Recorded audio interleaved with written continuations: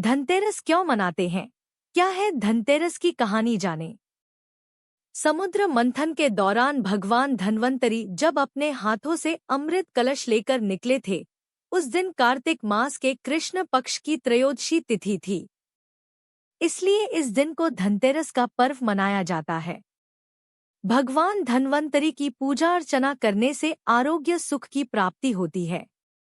आइए जानते हैं धनतेरस का पर्व क्यों मनाया जाता है और इसकी कथा क्या है। कार्तिक मास के कृष्ण पक्ष की त्रयोदशी तिथि को धनतेरस का पर्व मनाया जाता है। इस बार यह शुभ तिथि 10 अक्टूबर दिन शुक्रवार को है। शास्त्रों के अनुसार इस तिथि को समुद्र मंथन के समय भगवान धन्वंतरी अमृत कलश लेकर प्रकट हुए थे। इस वजह से इस तिथि को धनतेरस या धनत्रयोदशी तिथि के नाम से ही जाना जाता है।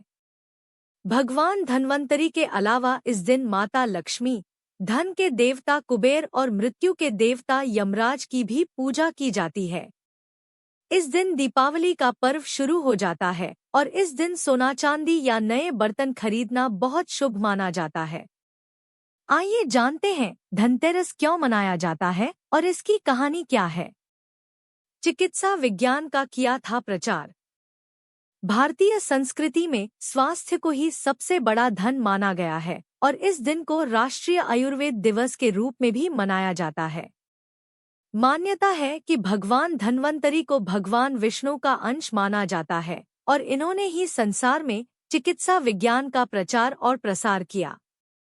इस दिन घर के द्वार पर तेरस दीपक जलाए जाने की प्रथा है। धनतेरस दो शब्दों से मिलकर बना है, पहला धन और दूसरा तेरस, जिसका अर्थ होता है धन का 13 गुना।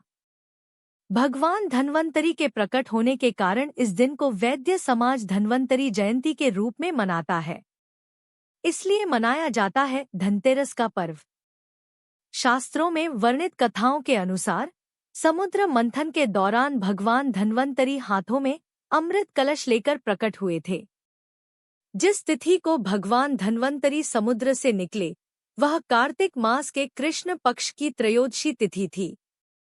भगवान धन्वंतरी समुद्र से कलश लेकर प्रकट हुए थे, इसलिए इस अवसर पर बर्तन खरीदने की परंपरा चली आ रही है।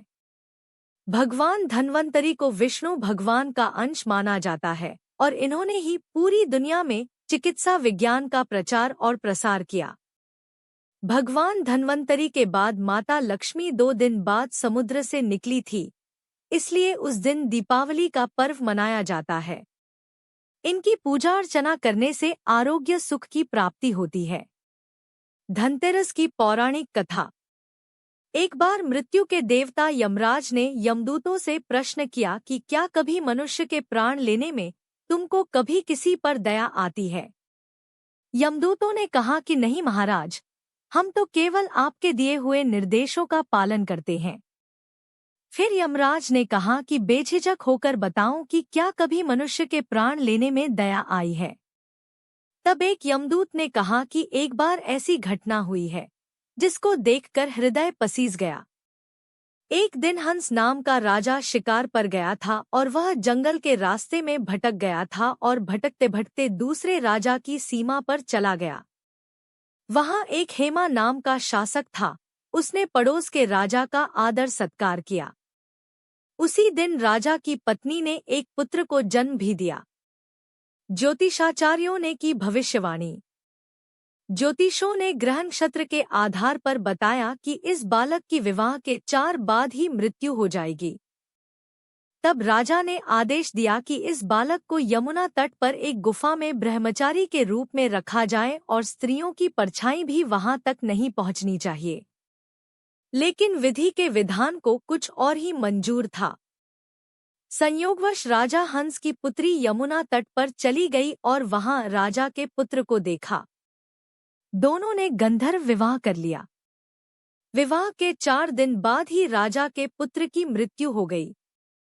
तब यमदूत ने कहा कि उस नवविवाहिता का करुण विलाप सुनकर हृदय पसीज गया था।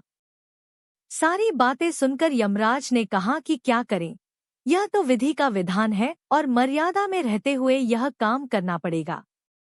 यमराज ने बताया उपाय।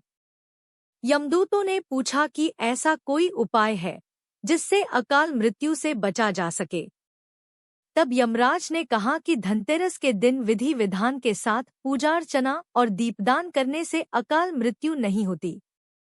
इसी घटना की वजह से धनतेरस के दिन भगवान धन्वंतरी और माता लक्ष्मी की पूजा की जाती है और दीपदान किया जाता है।